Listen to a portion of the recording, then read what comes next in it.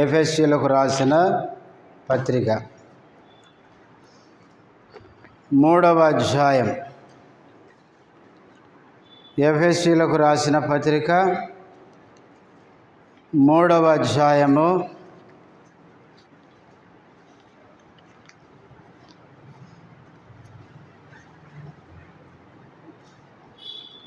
14వ వచనం నుంచి 19వ వచనం వరకు అందరము కలిసి చదువుకుందాం. ఈ హేతువు చేత పరలోకమునందును భూమి మీదను ఉన్న ప్రతి కుటుంబము ఏ తండ్రిని బట్టి కుటుంబమని పిలువబడుచున్నదో ఆ తండ్రి ఎదుట నేను మోకాల్లోని మీరు అంతరంగ పురుషుని యందు శక్తి కలిగి ఆయన ఆత్మ వలన బలపరచబడినట్లుగాను క్రీస్తు మీ హృదయములలో విశ్వాసము ద్వారా నివసించున్నట్లుగాను తన మహిమైశ్వర్యము చొప్పున మీకు దయచేయవలననియు మీరు దేవుని సంపూర్ణత యందు పూర్ణులగునట్లుగా ప్రేమ యందు వేరుపారి స్థిరపడి సమస్త పరిశుద్ధులతో కూడా దాని వెడల్పు, పొడుగు, లోతు, ఎత్తు ఎంతో గ్రహించుకొనుటకును జ్ఞానమునకు మించిన క్రీస్తు ప్రేమను తెలుసుకొనుటకు తగిన శక్తి గలవారు కావాలనియు ప్రార్థించుచున్నాను. ప్రార్థన చేసుకుందాం.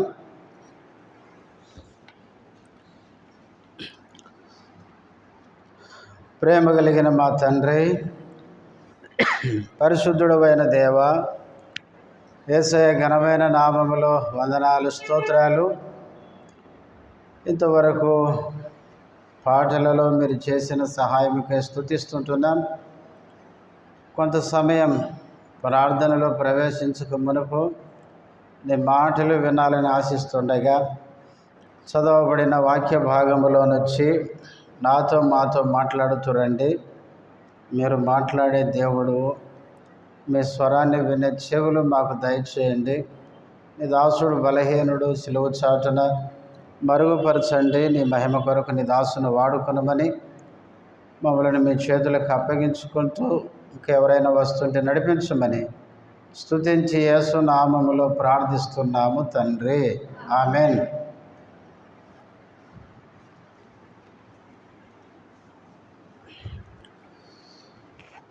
మనము సంఘ ప్రార్థన కొరకై ఎఫెసీయులకు రాసిన పత్రిక 3వ అధ్యాయము 14వ వచనం నుంచి 19వ వచనం వరకు ఈ భాగాన్ని మనం చదువుకొని అందులో నుంచి ఒక్కొక్క వారం ఒక సంగతిని మనం జ్ఞాపకం చేసుకుంటున్నాం. మనం చదువుకున్న ఈ భాగంలో అపోస్తలుడైన పౌలు ఎఫెసీ విశ్వాసుల కొరకు ప్రార్థన చేస్తున్నాడు అని గుర్తు చేసుకున్నాం. ఏమని ప్రార్థిస్తున్నాడు? 7 విషయాలు ఈ భాగంలో ఉన్నట్లు మనం చెప్పుకున్నాం. ఎఫెసీ విశ్వాసులు 7 విషయాల్లో వారు ఏమై ఉండాలని పౌలు కోరుతున్నాడో ఆ విషయాలు 7 విషయాల కొరకు ఆయన ప్రార్థన చేస్తున్నాడని మనము జ్ఞాపకం చేసుకున్నాం. ఇప్పటికీ ఎన్ని జ్ఞాపకం చేసుకున్నాం? 6 చేసుకున్నామా? 4 చేసుకున్నాం.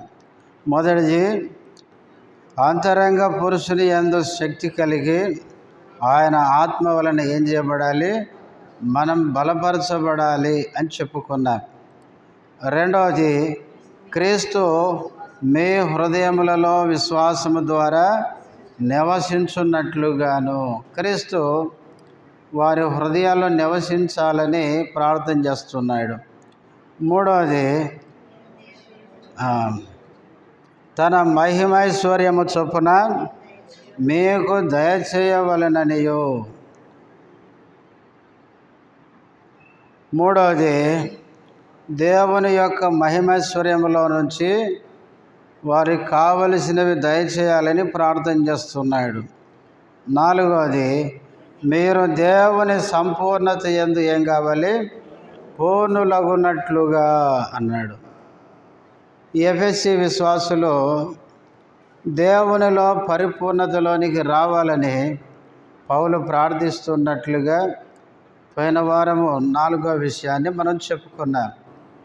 ఈరోజు 5వ సంగతిని మనం జ్ఞాపకం చేసుకొని ప్రార్థనలోకి వెళ్దాం. 5వ సంగతి ఏంటి? ప్రేమ యందు వేరుపారి స్థిరపడి. 5వది, ఎఫెసీ విశ్వాసులు ఏమి కావాలని ప్రార్థన చేస్తున్నాడంటే, ప్రేమ యందు వేరుపారి వీరేం కావాలి? స్థిరపడాలని ప్రార్థన చేస్తున్నాడు. అలాగే యేసుక్రీస్తు నమ్మిన నీవు నేను మనము క్రీస్తు ప్రేమలో వేరుపారి మనం కూడా స్థిరపడాలి. ఒక చెట్టు ఎప్పుడు స్థిరంగా ఉంటుంది? ఆ చెట్టు వేరు పారినప్పుడు. గాలి వచ్చిందనుకోండి, తుఫాను వచ్చిందనుకోండి, వేరు లేకపోతే ఆ చెట్టు ఏమైపోద్ది? వెంటనే పడిపోద్ది. ఒక చెట్టు తుఫాను వచ్చినా, గాలి వచ్చినా, ఏమొచ్చినా పడిపోకుండా గట్టిగా నిలబడి ఉండాలంటే ఆ చెట్టుకు వేరు ప్రాముఖ్యం. చెట్టు పైకి బాగా పెరిగి వేరు సరిగా లేకపోతే గాలి రాగానే ఏమవుద్ది? వెంటనే పడిపోద్ది. మన ఆత్మీయ జీవితంలో కూడా అంతే. మనము క్రీస్తులో వేరు పారకపోతే, అంటే క్రీస్తులో ఆత్మీయంగా లోతులోనికి వెళ్ళి ప్రభువులో మనము స్థిరపరచబడకపోతే మన ఆత్మీయ జీవితంలో చిన్న శోధనకి, కష్టానికి మనం కూడా పడిపోయే వారంగా ఉంటాం. మనం ప్రభువు నుంచి తొలగిపోయే వారంగా ఉంటాం. మనము వేరుపారి స్థిరపడితే ఎలాంటి పరిస్థితులు మన జీవితంలో ఎదురైనా క్రీస్తు నుంచి మనం ఎన్నడూ దూరము కాలేం, ప్రభువు నుంచి వేరు కాలేం. అందుకే మన ఆత్మీయ జీవితంలో మనము క్రీస్తు ప్రేమను రుచించి ఆ ప్రేమలో ఏం కావాలి? వేరు పారాలి. యేసు ప్రభు విత్తువాని ఉపమానం చెప్పినాడు.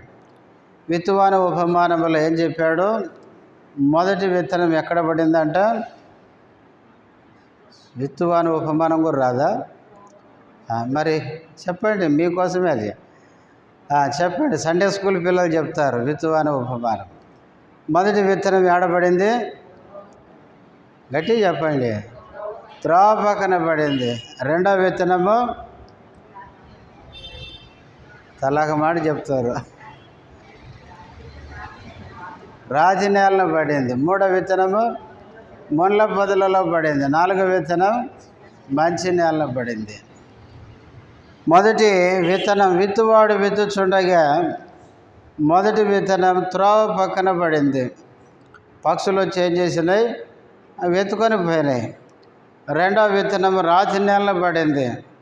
సూర్యుని వేడి రాగానే అది ఎండిపోయింది. మూడవ విత్తనం ముళ్ళ పొదలలో పడింది. ఆ ముళ్ళు వాటిని ఏం చేసింది? అణిచివేసింది.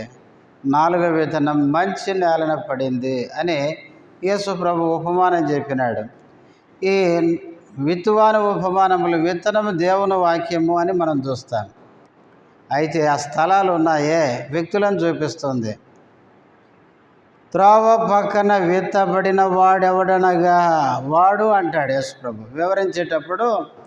ఆ ఉపమాన భావాన్ని చెప్పేటప్పుడు యేసు ప్రభు ఏమంటాడంటే, త్రోవ పక్కన విత్తబడిన వాడెవడనగా అంటాడు.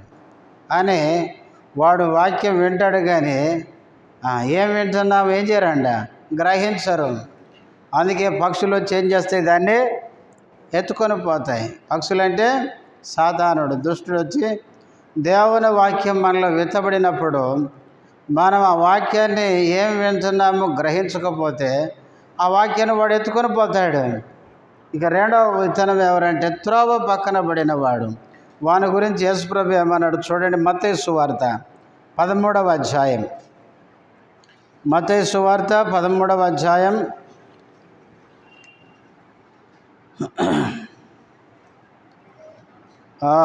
చూడండి 21వ వచనం.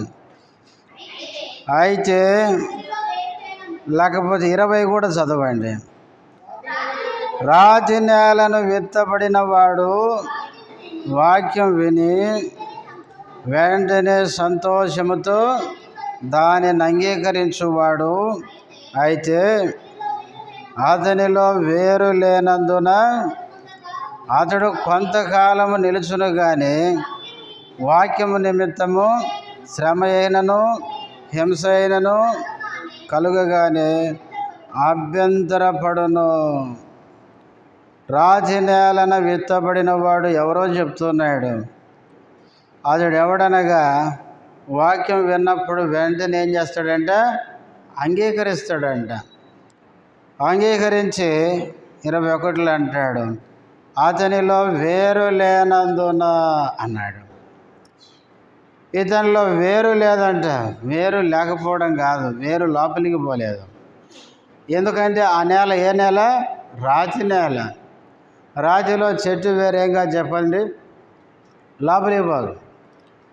అట్లాగే కొన్నిసార్లు మన ఆత్మీయ జీవితంలో కూడా అంతే. మనలో ఏముంటాయి చెప్పండి? పెద్ద పెద్ద రాళ్ళు ఉంటాయి కదా. వాక్యం వింటాం కానీ విన్న వాక్యము లోపలికి పోయి మనలో కార్యం జరగకుండా మనలో పెద్ద పెద్ద రాళ్ళు అడ్డంగా ఉంటాయి. అందుకే మనలో వేరు లేకుండా పోద్ది. వేరు లేకుండా, లోతుకు పోకుండా, వాక్యం మనలో పని జరగకుండా. అందుకనే మనము వేరు లేకపోతే వేరు లోతుకు పోకపోతే, వేరు పారకపోతే వాక్యము నిమిత్తము శ్రమ అయినను, అక్కడేమన్నాడు యేసు ప్రభు? హింస అయినను కలుగగానే అన్నాడు. యేసు ప్రభువుని నమ్మిన తర్వాత, దేవుని వాక్యాన్ని అంగీకరించిన తర్వాత వాక్యము నిమిత్తం ఏమొస్తాయి? శ్రమ, హింసలు వస్తాయి. లోకములో మీకు శ్రమ కలుగును అన్నాడు యేసు ప్రభు. ఈ లోకంలో మనకు శ్రమలు, కష్టాలు, హింసలు వస్తాయి. వచ్చినప్పుడు మనము ప్రభు కొరకు స్థిరంగా నిలవాలంటే ఏముండాలి? మనకు వేరు అవసరం. వేరు అనేది స్థిరత్వాన్ని చూపిస్తుంది. అందుకే పౌలు ఎఫెసీ విశ్వాసులు అన్య జనాంగము నుంచి వాళ్ళు క్రీస్తుని అంగీకరించి రక్షించబడ్డారు. ఇప్పుడు వాళ్ళకి శ్రమ, హింస వచ్చినప్పుడు వారు క్రీస్తులో నుంచి తొలగిపోకుండా స్థిరంగా ఉండాలంటే క్రీస్తు ప్రేమలో వాళ్ళు ఏం కావాలి? వేరు బారాలి. వారు స్థిరంగా ఉండాలి. అందుకే ప్రార్థన చేస్తున్నాడు. ప్రియులారా, మనలో కూడా వేరు పారిన అనుభవం అనేది చాలా అవసరము. చాలాసార్లు మనలో వేరు పారకపోవడానికి కారణం ఏంటంటే మనలో ఏముంటాయి? పెద్ద పెద్ద రాళ్ళు ఉంటాయి. త్రోవ పక్కన పడిన విత్తనం వేరు లేకుండా ఎండిపోయినట్లే మనలో రాళ్ళు అంటే ప్రభుకి ఇష్టం లేని వాటిని హృదయంలో ఉంచుకుంటాం.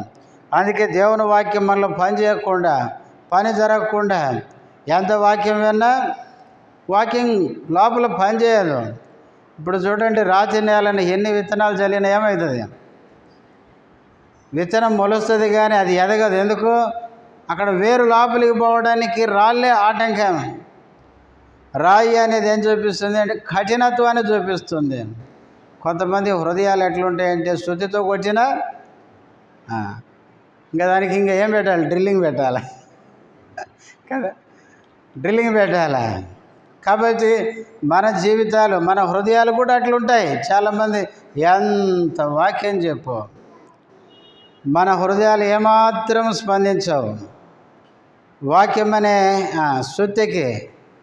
అందుకే బైబిల్లో ఉంది, దేవుని వాక్యము 2 అంచుల ఖడ్గం ఉంది, బండలను బద్దలు చేసే సుత్తె వంటిది కాదా అని కూడా ఉంది ఇర్మీయా గ్రంథంలో. దేవుని వాక్యానికి చాలా పోలికలు ఉన్నాయి. కాబట్టి మన హృదయము వాక్యం విన్నప్పుడు బద్దలు కావాలి, హృదయం కదిలించబడాలి. హృదయం కదిలినప్పుడే దేవుని వాక్యం మన లోతుకి వెళ్తుంది. క్రీస్తులో మనం వేరు పారిన అనుభవంలోనికి మనం వస్తాం. ఎప్పుడైతే క్రీస్తులో మనం వేరు పారి స్థిరపడతామో, ఎలాంటి పరిస్థితులు మన జీవితంలో వచ్చినా పరిస్థితులను బట్టి మన విశ్వాసం కానీ, క్రీస్తులో ఉన్న మన ప్రేమ కానీ ఏమాత్రము కదిలించబడదు. అందుకనే మనము క్రీస్తులో వేరు పారిన వారంగా ఉండాలి. హోషేయ గ్రంథం 9వ అధ్యాయం, హోషేయ గ్రంథం 9వ అధ్యాయము 16వ వచనం. ఎఫ్రాయిము మొత్తపడెను, వారి వేరు ఏమైపోయింది? ఎండిపోయాను. చాలేమ్మ. ఎఫ్రాయిం అంటే ఇశ్రాయేలు ప్రజలు, ఇశ్రాయేలు 10 గోత్రాలకు పెట్టబడిన పేరు అది. ఎఫ్రాయిము మొత్తపడ్డాడంట, వారి వేరు ఏమైపోయింది? ఎండిపోయింది. ఎండిపోతే ఏమైంది? చెట్టు కూడా ఎండిపోద్ది కదా, చెట్టులో జీవం పోతుంది. ఎఫ్రాయిము పరిస్థితి ఎట్లుందంటే ఎండిపోయిన పరిస్థితి. ఎందుకు అట్లా ఎండిపోయిందంటే ఇప్పుడు 10వ అధ్యాయం 1వ వచనం చదవండి. ఇశ్రాయేలు విస్తారముగా వ్యాపించిన ద్రాక్ష చెట్టుతో సమానము, వారు ఫలము ఫలించిరి, ఫలము ఫలించిన కొలది వారు బలిపీఠములను మరీ విశేషముగా చేయొచ్చు వచ్చిరి, తమ భూమి ఫలవంతమైన కొలది వారు తమ దేవతా స్తంభములను మరి విశేషముగా చేసిరి. ఇశ్రాయేలు ప్రజల్ని దేంతో పోల్చాడు? విస్తారముగా వ్యాపించిన ద్రాక్ష చెట్టుతో పోల్చినాడు. ఇశ్రాయేలు ప్రజలు ద్రాక్ష చెట్టు. ఇశ్రాయేలు ప్రజలు ఏమయ్యారంట? విస్తారంగా వ్యాపించారు. 80వ కీర్తనకి రండి. 80వ కీర్తన 8-9 వచనాలు. నీవు ఐగుప్తులో నుండి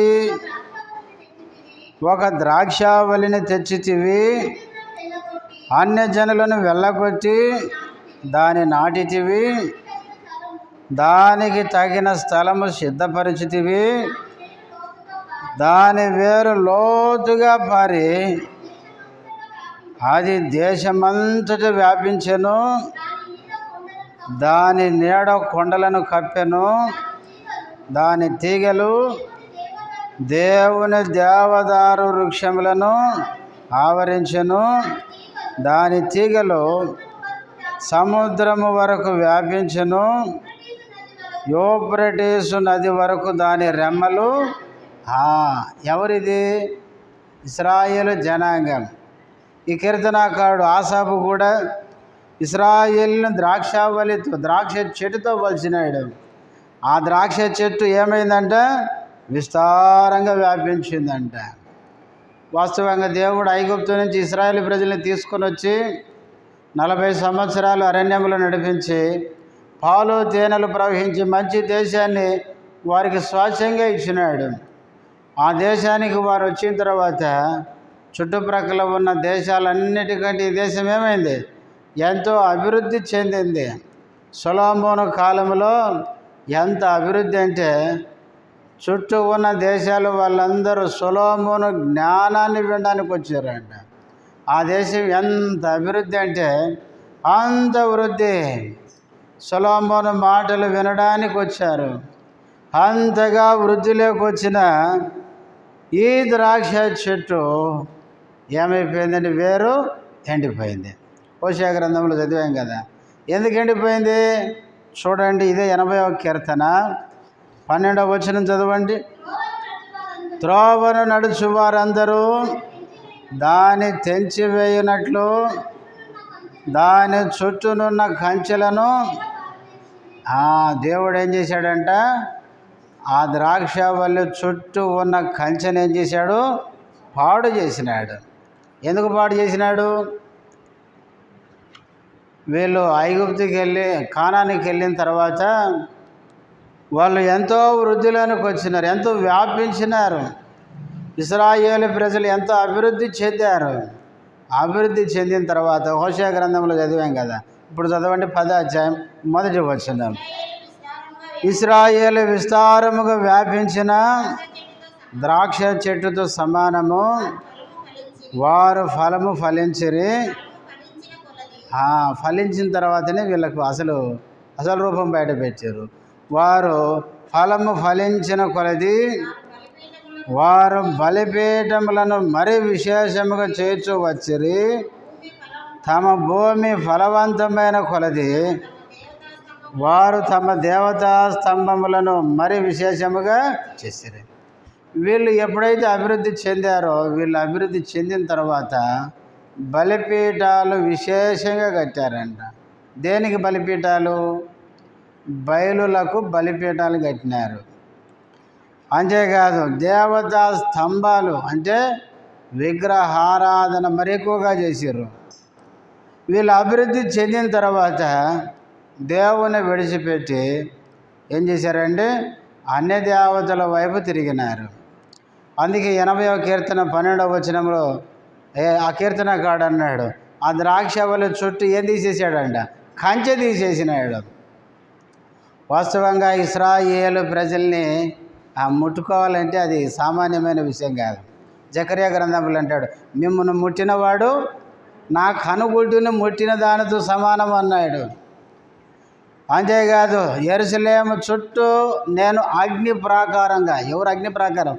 దేవుడే అగ్ని ప్రాకారంగా ఉంటానన్నాడు. అంటే ఇశ్రాయేలు ప్రజల మీదకి రావాలంటే ముందు దేవుని దాటుకోవాలి. ఇది సాధ్యం కాని పరిస్థితి. అయితే దేవుడు ఇశ్రాయేలు ప్రజలు ఎప్పుడైతే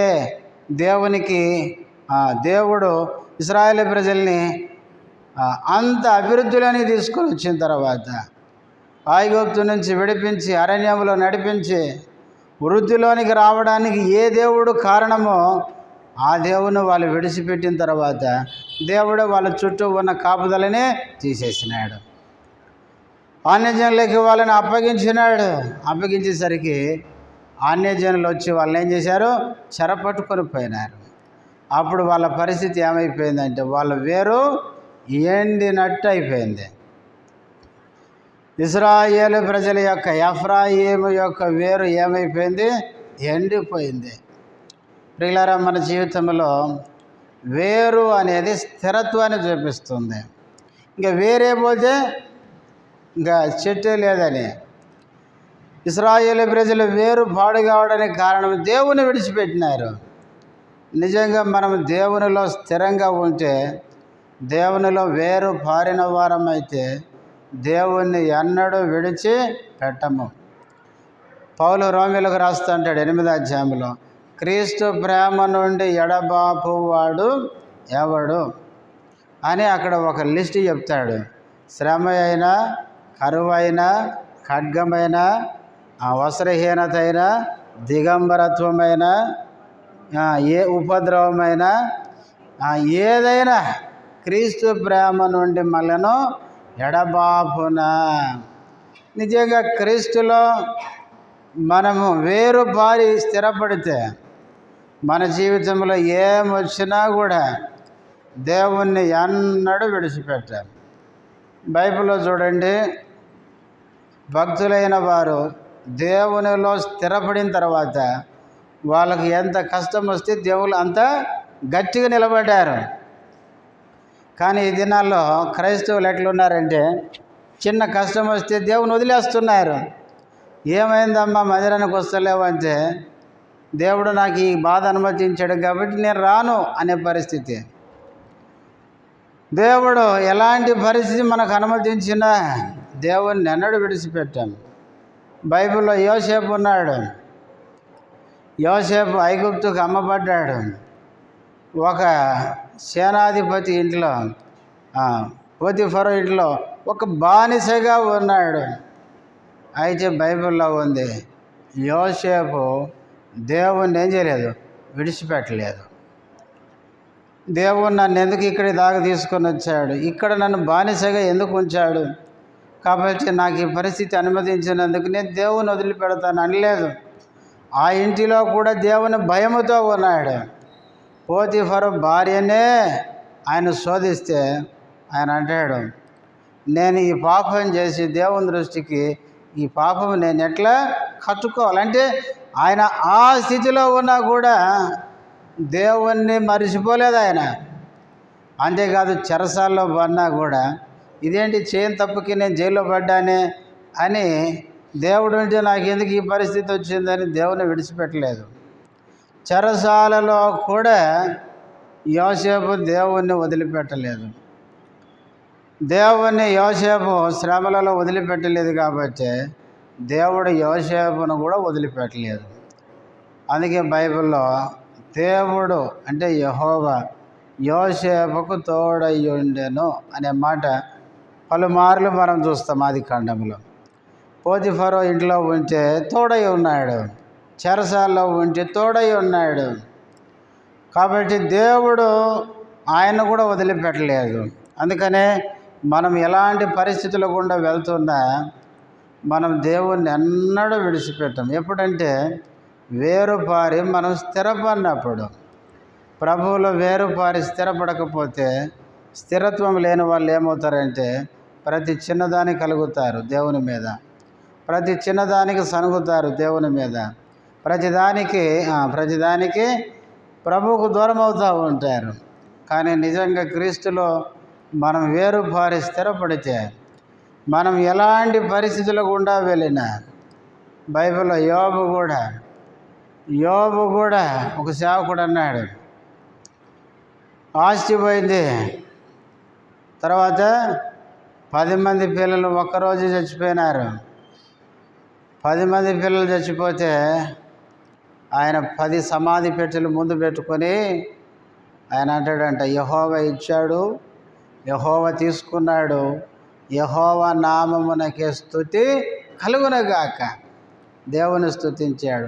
10 సమాధి పెట్టెల ముందు కూర్చొని దేవుణ్ణి స్తుతించాడంటే ఆయన ఎంత వేరుపారాడో చూడండి. అందుకే స్నేహితులు వచ్చి ఎన్ని విధాలుగా ఆయన్ని రకరకాలుగా నిందలు వేసిన ఆయన ఒకటే అంటాడు యోబు గ్రంథంలో, ఆయన నన్ను చంపినను నేను ఎవరి కోసం కనిపెట్టుకుంటా? ఆయన కోసమే కనిపెట్టుకుంటా. ఒకవేళ నేను ఈ శరీరముతో చీకిపోయి చచ్చిపోయినా నాకు ఒక నిరీక్షణ ఉంది, నా విమోచకుని నేను కనులారా చూచెదను. ఎంత గొప్ప నిరీక్షణ! నిజంగా యోబు కాలంలో మనలాంటి సహవాసాలు ఆయనకి లేవు, బైబిల్ లేదు. బైబిల్ పండితులు అబ్రహాము కాలంలో జీవించిన వాడు యోబు అని చెప్తారు. యోబు కాలానికి మోషే కూడా పుట్టలేదు కనుక ధర్మశాస్త్రం కూడా లేని కాలం అది. కాబట్టి మోషే గ్రంథం బైబిల్లో దేవుడు కీర్తనల గ్రంథానికి ముందుంచాడు. కానీ వాస్తవంగా చెప్పాలంటే బైబిల్లో మొట్టమొదటి గ్రంథం యోబు గ్రంథమే. కనుక యోబు కాలంలో దైవ సేవకులు లేరు, బోధించే వాళ్ళు లేరు, ధైర్యపరిచే వాళ్ళు లేరు. యోబు కాలంలో ఆయనకి సావాసము లేదు. ఆయన దేవుని వాక్యాన్ని చదువుకొని ఆదరణ పొందడానికి శ్రమలో వాక్యం కూడా చేతిలో లేదు. అలాంటి కాలంలోనే ఎంత గొప్ప నిరీక్షణ అంటే ఆయనకి అంత గొప్ప నిరీక్షణ. ఈ కాలంలో అన్నీ మనకు అనుకూలంగా ఉన్న విశ్వాసములో వెనకబడి మనము స్థిరంగా ఉండలేక తప్పిపోతూ పడిపోతూ మనం జారిపోతున్నామంటే మనం కూడా పౌలు ప్రార్థించిన ప్రార్థన మనం కూడా చేయాల్సి ఉంది. క్రీస్తు ప్రేమలో వేరుపారి మనం స్థిరపడాలని పౌలు ఎఫెసీ విశ్వాసుల కొరకు క్రీస్తు ప్రేమలో వేరుపారి స్థిరపడాలి. మనం ఎప్పుడూ కూడా ప్రియులారా ఆత్మీయంగా స్థిరపడకపోతే మనకు వచ్చే పరిస్థితుల్లో మనము తప్పిపోయే వారంగా ఉంటాం. మనం వేరుపారి ఎదగాలి. చూడండి, యెషయా గ్రంథం 37వ అధ్యాయం, యెషయా గ్రంథం 37వ అధ్యాయం 31, 32 వచనాలు. యూదా వంశములో తప్పించుకొనిన శేషము ఇంకనో క్రిందకు వేరు తన్ని మీదికి ఎదిగి ఫలించును. చాలమ్మ. యూదా వంశస్థులలో తప్పించుకున్న శేషం అంటే హిజ్కియా కాలంలో అసూరు రాజు ఇశ్రాయేలు వారి మీదకి యుద్ధానికి వెళ్ళారు. 10 గోత్రాలను ఏం చేశాడు? చెరపట్టుకొని పోయినాడు. తర్వాత యూదా వారి మీదకి అంటే 2 గోత్రాల మీద కూడా వచ్చినాడు. హిజ్కియా కాలంలో వచ్చి బెదిరించినాడు. బాగా వచ్చి సైన్యాధిపతి చేత రబ్షాకే చేత భయపెట్టినా కూడా హిజ్కియా భయపడలేదు. యెషయా ప్రవక్తకి కబురు పంపించినాడు.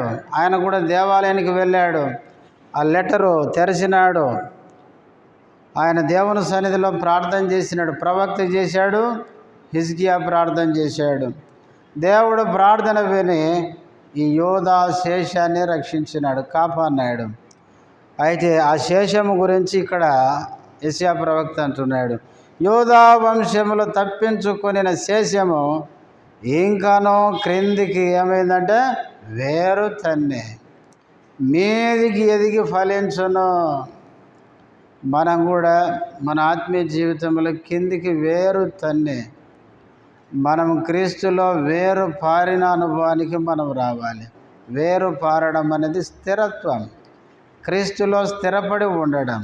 కొలస్సీలకు రాసిన పత్రిక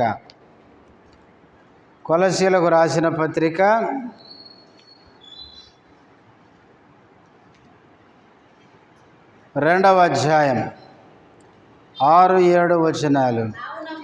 కావున మీరు ప్రభు అయిన క్రీస్తు యేసును అంగీకరించిన విధముగా ఆయన యందు వేరు పారిన వారై ఇంటి వలె కట్టబడుచు, మీరు నేర్చుకునిన ప్రకారముగా విశ్వాసమందు స్థిరపరచబడుచు, కృతజ్ఞతాస్తుతులు చెల్లించుట యందు విస్తరించుచు, ఆయన యందుండి నడుచుకొనుడి. మీరు ప్రభు అయిన క్రీస్తు యేసును అంగీకరించిన విధముగా ఆయన యందు మీరేం కావాలి? వేరు పారిన వారై. వేరు పారడం అంటే స్థిరత్వం. కొలసి విశ్వాసులకు కూడా పౌలు ఇదే చెప్తున్నాడు. ప్రియులారా, మనము క్రీస్తులో వేరు పారాలి, మనం క్రీస్తులో స్థిరపడాలి, క్రీస్తునందు స్థిరులై ఉండాలి. ఫిలిప్పీలకు రాసిన పత్రిక 4వ అధ్యాయం 1వ వచనం. కావున నేను అపేక్షించు నా ప్రియ సహోదరులారా, నా ఆనందమును నా కిరీటమునై ఉన్న నా ప్రియులారా, ఇట్లు ప్రభువునందు మీరు ఎట్లా ఉండాలి? స్థిరులై ఉండండి, స్థిరంగా ఉండాలి. పౌలు ఫిలిప్పీలకు చెరసాల్లో ఉండి పత్రిక రాస్తున్నాడు. జైల్లో ఉన్న ఒక భక్తుడు విశ్వాసులను ఏమంటున్నాడు? స్థిరంగా ఉండండి, పరిస్థితులను బట్టి విశ్వాసము నుంచి చెదిరిపోకండి, విశ్వాసము నుంచి తొలగిపోకండి అని చెప్తున్నాడు. కాబట్టి పౌలు ఎఫెసీ విశ్వాసులకు కూడా అదే రాస్తున్నాడు. ఎఫెసీ విశ్వాసులు ఎవరు? అన్యజనులు. వారు అర్తిమి దేవుని పూజించేవారు, విగ్రహారాధికులు. అలాంటి వారు ప్రభువుని నమ్మి రక్షించబడ్డారు, క్రీస్తులోనికి వచ్చినారు. వారు క్రీస్తులో వేరుపారి స్థిరపడాలని పౌలు వారి కోసం ప్రార్థన చేస్తున్నాడు. ఈనాడు కూడా మనము ప్రార్థన చేయాలి. మనం కూడా వ్యక్తిగతంగా క్రీస్తులో దినదినము వేరుపారి మన భక్తిలో విశ్వాసంలో స్థిరపడాలి. మనమే కాదు, మనతో పాటు ఇతర విశ్వాసులు కూడా, సంఘము కూడా ఆత్మీయంగా వేరుపారి క్రీస్తులో స్థిరంగా ఉండినట్లు మనము ప్రార్థన చేయాలి. ఈ చివరి దినాల్లో చాలామంది ఏమైపోతున్నారంటే తప్పిపోతున్నారు. మొన్న నాకు ఒక వీడియో పంపించారు. ఆ వీడియో చూశాను. ఆయన ఒక ముస్లిం సోదరుడు చెప్తున్న మాట. ఒకప్పుడు క్రైస్తవులను చూసి అనేకులు క్రీస్తుని నమ్మారు. ఈనాడు క్రైస్తవులను చూసి క్రైస్తవులే లోకంలోకి పోతున్నారని ఒక ముస్లిం చెప్తున్నాడు. క్రైస్తవుల సంఖ్య ఏమైపోతుంది? రోజు రోజుకి తగ్గిపోతుంది అని. కాబట్టి క్రైస్తవులారా, మీరు జాగ్రత్తగా ఉండండి, లేకపోతే ఉన్న క్రైస్తవులే తగ్గిపోయే ప్రమాదం ఉంది అని ఒక క్రీస్తుని ఎరగని వ్యక్తి క్రైస్తవులకి హెచ్చరికగా చెప్పినాడు. ఆ వీడియో విన్నప్పుడు నాకు చాలా బాధ అనిపించింది. ఒకప్పుడు క్రైస్తవులను అన్యులు చూసి ఏమయ్యారంటే క్రీస్తు నమ్ముకున్నారంట, క్రీస్తులోనికి వచ్చారంట. క్రైస్తవుల సంఖ్య పెరిగింది. కానీ ఈ రోజుల్లో క్రైస్తవులను చూసి క్రైస్తవులే ఏమవుతారంట, మరి ఇదేందిరా ఈ క్రైస్తవమని బలహీనలు ఉంటారు కదా, క్రీస్తుల బలహీనలు వాళ్ళే వెనక్కిపోతున్నారంట. క్రైస్తవుల సంఖ్య రోజు రోజుకి తగ్గిపోతుందంట. కానీ ఒకటి, నిజ క్రైస్తవులు ఎప్పుడు వెళ్ళిపోరు, కానీ ఈ డమ్మీ క్రైస్తవులు ఉంటారు కదా, నమ్ముకున్నామనే భ్రమలో బతికే వాళ్ళు ఏ రోజుకైనా ఏమవుతారు, వెళ్ళిపోతారు అంతే. ఎందుకంటే నిజ క్రైస్తవుడు ఎప్పుడు క్రీస్తుని విడిచిపెట్టి వెళ్ళిపోడు. కనుక క్రీస్తు నమ్మిన నీవు నేను ప్రభువులో స్థిరంగా ఉండాలి. పౌలు ఏమన్నాడు, ఆయన తీర్మానం, బ్రతుకుట క్రీస్తే, చావైతే లాభం.